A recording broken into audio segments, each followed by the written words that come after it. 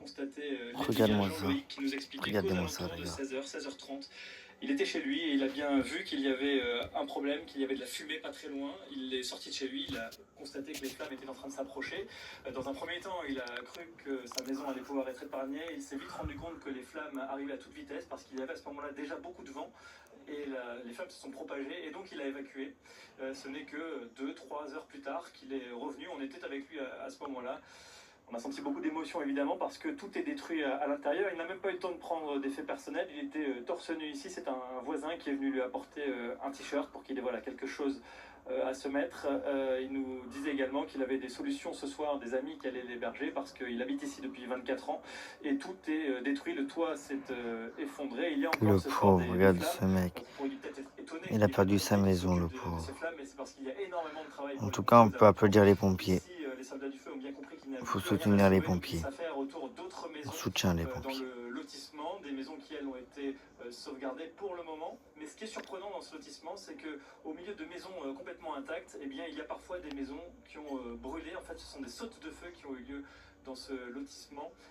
Des morceaux de végétation qui sont encore très chauds et qui sont propagés par le vent, qui se glissent sous le toit, sous les tuiles et qui ensuite provoquent des incendies. On a compté au moins 3 maisons brûlées, celle-ci est entièrement brûlée, les autres le sont partiellement parce que les pompiers ont pu intervenir.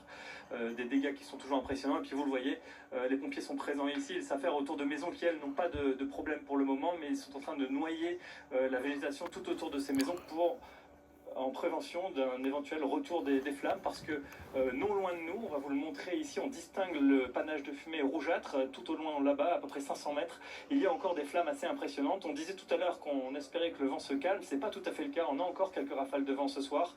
Le problème, c'est que désormais, ce gros foyer qui est ici à aller 400-500 mètres, il ne peut plus être attaqué par les moyens aériens. Il y avait 9 Canadair et 5 Dash qui étaient mobilisés toute la journée. Ça fait maintenant à peu près 1 heure qu'ils ne peuvent plus voler avec la tombée de la nuit. Ce sont donc des moyens au sol qui doivent intervenir, mais c'est une zone très escarpée, une zone montagneuse avec une végétation très dense et des flammes surtout impressionnantes. Et donc pour l'instant, eh bien, cette zone est en train de brûler.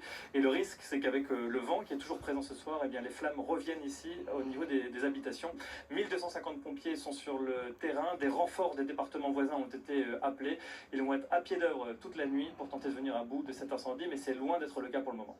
Antoine Forestier, vous faites un travail remarquable ce soir avec Baptiste Deveau pour les téléspectateurs de BFM TV. Vous êtes grand reporter. Est-ce que vous aviez déjà observé des feux d'une telle intensité, ces images absolument impressionnantes que l'on voit sur BFM TV en direct? Alors on retrouvera tout au long de la soirée Antoine Forestier